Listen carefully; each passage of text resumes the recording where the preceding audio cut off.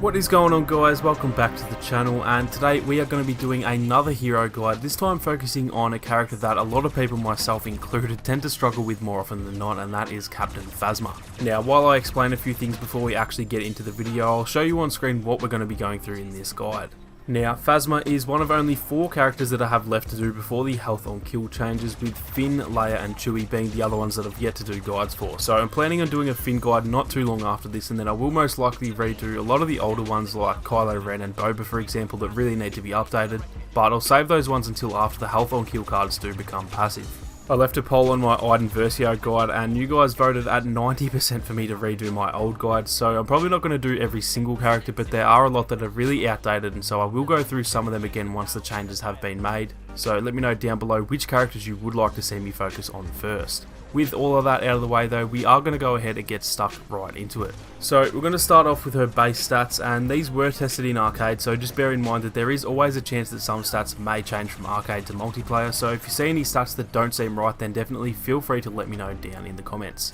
First off, we're going to take a look at her base HP, and she does have the equal highest health pool of all the blaster users in the game, coming in at 700 HP. On top of that, she has 150 health regen, which is a little bit lower than the rest of the blaster users who mostly have 200, however she does also have a health buffing ability, therefore it does sort of balance it out anyway. Her weapon of choice is her Son Blast F11D, which honestly used to suck really bad back in the day, however it actually has received a few buffs and is definitely a pretty decent weapon in its current state. This blaster deals roughly 15 damage to the body at long range and 19 damage to the body at close range, and then it deals 29 damage to the head at range and 36 damage to the head up close. Now those stats are a little bit on the lower side, however the rate of fire really makes up for this, having one of the fastest rates in the entire game, if not the fastest fire rate overall. The spread on this blaster works similar to how I mentioned Iden's does, in that it actually reduces the spread the longer you shoot rather than spreading more and more with each shot. Essentially, the longer you shoot the more accurate the blaster is, and so it's definitely not a blaster that you need to be very selective with.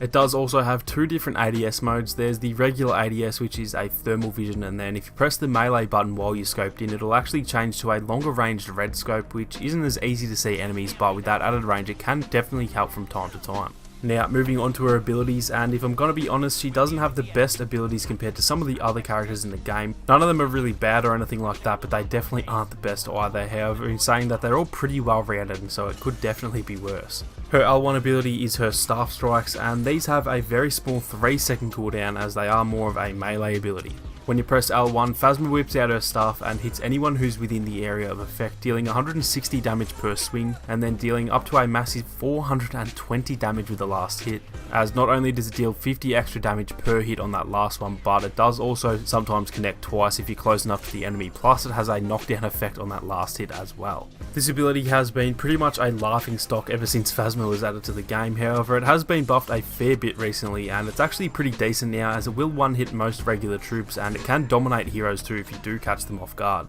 Its only real downside is that the lunge on it is very small, so you pretty much have to make sure you're standing right next to the enemies before you use it, otherwise you're just going to stand there like an idiot swinging your stick at thin air. Moving on to her L1R1 ability, and this one is called Survivor, which in my opinion is probably her best ability, and this one has a 20-second cooldown, which is actually not too bad for what it does. Survivor allows Phasma to give herself a health buff of 200 HP, which does last for 15 seconds as it does slowly drain, similar to Yoda, Finn and Vader. This ability is so helpful because if you do have full health, you can essentially walk around with 900 HP, which is just ridiculous, and it does make it much harder to actually lose your base HP, as you can buff yourself before heading into a fight, and then if you do take some damage, it will come out of the buff before it actually starts eating away at your regular HP. The only real downside to this ability is that it has a small animation when you activate it, but honestly it's really not that bad at all, and I don't even know if that's actually much of a weakness anyway.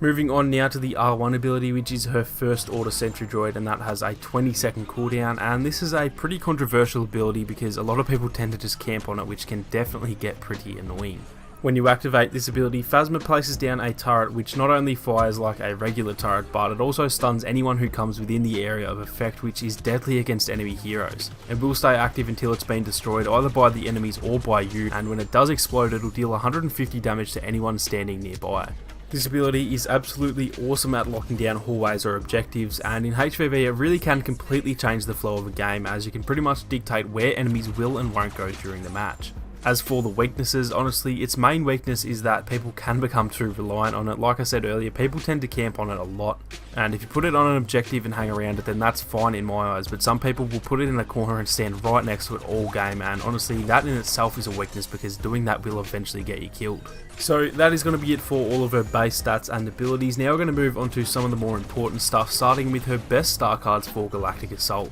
Obviously, it really does come down to personal preference, so these definitely aren't the only cards that you can use, but these are just the 3 or 4 cards that I think are the most important and most well suited cards for Galactic Assault. So the first card I'm going to recommend is called Beatdown, and this is her health on kill card, so as you probably all know by now, this card rewards 20 HP per regular trooper kill and up to 100 HP per hero kill, so this one is definitely a necessity in Galactic Assault. Like I said, passive health on kill is most likely on its way, and so this card might not even exist if you're watching this in a few months, but as of right now, this is still a must-have card. The next card I'd recommend using is the Easy Shots card, and this one makes it so that each time you get a kill with Phasma, it'll reduce the heat build up on her weapon by up to 60%, meaning that you can chain together heaps and heaps of kills without ever having to reload. The way that her blaster works with the crosshair moving in over time rather than spreading, it means that you have to spend a lot of time firing if you want to be accurate, and so using this card can save you a lot of time reloading, which obviously can save you from a lot of damage as well. The third card I'm going to recommend is called Not Hard Enough, and this one makes it so that you actually get 50% damage reduction when Survivor is active, which is pretty damn crazy, as that essentially turns that 200 HP buff into a 400 HP buff, which can be an absolute lifesaver. This one is pretty self-explanatory, the card sells itself, and I definitely think it is a solid card to choose. Now, these 3 cards are the 3 that I personally use most of the time in Galactic Assault. However, if you aren't a fan of one of these cards, or if the health on kill card doesn't exist anymore when you're watching this, then I will show another card that I think is worth using. The card that I'm talking about is the Safety First card, and this makes it so that you gain an extra 60 HP when you activate Survivor, which brings it to a total of 260 extra health, and this card combined with the other Survivor card really is a beastly combination. Now again, these are just the cards that I personally think are the most useful, however she does also have some other pretty handy cards as well, so I'd still recommend to test them all out for yourself and try and figure out which one suits you the best, although the ones that I have mentioned are just a good place to start if you're not too sure what to choose. So now moving on to some of the best maps to choose Phasma on when you're playing Galactic Assault, and the top 3 that I've picked are the Death Star, Starkiller Base and Jakku. These are the maps that I tend to do the best with Phasma on, and so if you're not too sure which map to choose her on, then these are at least 3 good maps to start with. As for maps to avoid using her on, I'd definitely recommend staying away from Geonosis and Kashyyyk if you're not too experienced with her. It's not to say that you can't do well on these maps, but overall they definitely aren't her most well suited maps in the game. Now, moving on to some general tips for Galactic Assault, and the main tip I need to mention is pretty much just in relation to her overall playstyle, as she can be a little bit overwhelming to use at times, as I'll be honest, she's far from the best character in the game. One thing that I can't recommend enough is to try and use Survivor as much as you possibly can, not so much when you're in a relatively safe area, but anytime that there's even a chance of running into a couple of enemies, then try and activate it before running in, as that does help you out a lot in the long run. The thing with any health buff in the game that I know most of you probably know, but some people definitely don't, which is understandable, is that you should be using them before you enter a fight rather than using them after you've actually already lost that health. If you run into a room without Survivor activated and lose 300 HP, then you're only going to regen 150 of that, meaning you'll be down to a max of 550 until you can get enough kills to bring it back to 700.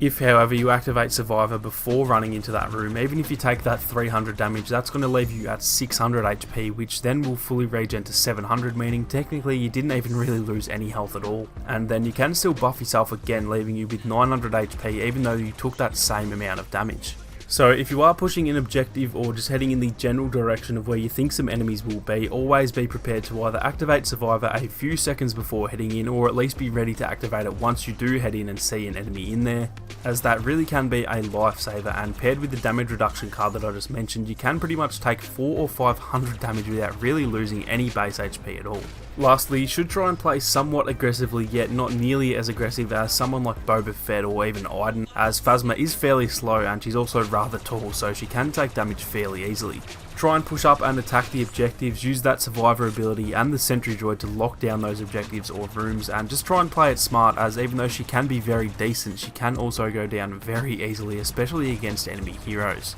Phasma can honestly be super hard to get used to. I tend to struggle with her more often than not, but with some practice and some of these tips, I'm sure you guys can see some improvement with her, as like I said, she's definitely a very handy objective player and can rack up some decent streaks as well. So that's going to be it for the Galactic Assault tips. Now we're going to move on to some tips for the hero vs villain game mode. So starting off with the best star cards, and 3 of these cards are the same as her Galactic Assault ones, but there is one card that I'd recommend replacing with another card. The first card is of course the health on kill card. Now that the target system has been removed, health on kill is really helpful for HVV, and so this is a must have card in my opinion. The next card is the There Is No Escape card, which replaces that blaster card from Galactic Assault, and this one makes it so that once 2 or more enemies have been stunned by her droid, the stun time will be increased by about 1/3 of a second. Now that doesn't sound like very much, but that extra time can be enough to kill your enemy, and so this is definitely a lifesaver of a card to use. As for the third card, this one is yet again a toss up between the Not Hard Enough star card that grants the damage reduction and the Safety First card that grants an extra 60 HP to her survivor ability.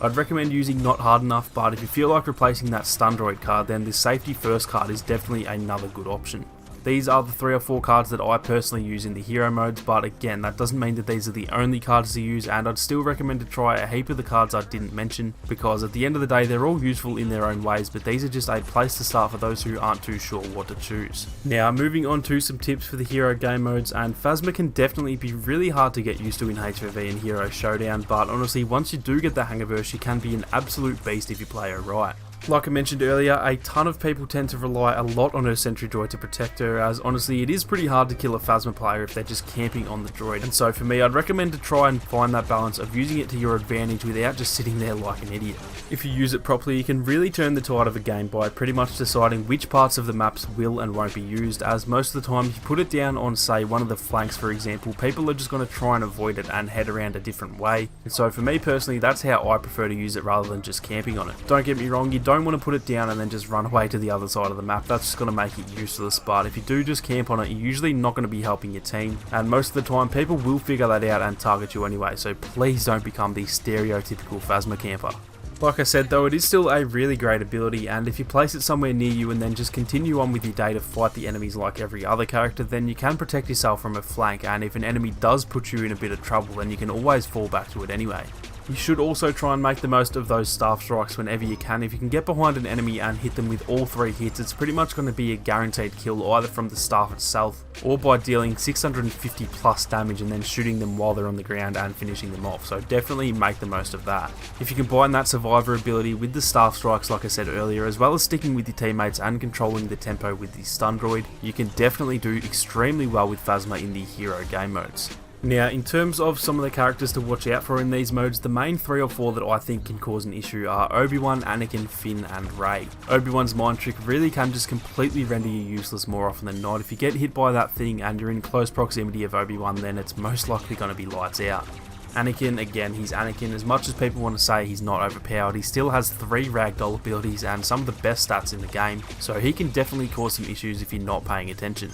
As for Finn, really it's just his Deadeye that can cause some trouble and just the damage from those headshots as well, so just keep an eye out for him, as even though he's not crazy good, he can still cause some trouble. Lastly, Rey's mind trick as well as her dash strike really can be a worry to Phasma players, and her inside ability actually means that she can block your turret for so much longer than everyone else as well, so she's not a huge menace, but just like the others you do need to keep an eye on her. Even though these 4 are sometimes hard to come up against as well as some of the others too, so long as you play it smart and stick close by your teammates, you can definitely do very well as Phasma in HVV and Hero Showdown. So that is going to be it for the Captain Phasma Hero Guide, guys. Like I said, she is definitely one of the characters that I'm not the greatest with, but she's gotten so much better over the last 4 or 5 months, and I definitely think you guys should give her a try if you haven't already. If you did enjoy the video, then make sure to leave a like down below. Not only does leaving a like help support the channel, but it does also show me that you guys do want to see more of these updated hero guides. Like I mentioned at the start, I'd love to hear what you guys think about me redoing all of these guides once health on kill does become passive. So let me know your thoughts on that down in the comments section, as well as which characters you would like me to cover. If you are new to the channel, then feel free to subscribe and turn on your notifications so you don't miss out on any more Battlefront 2 videos or live streams. Thank you all so much for watching. You guys have a great day, and I'll catch you all in the next one.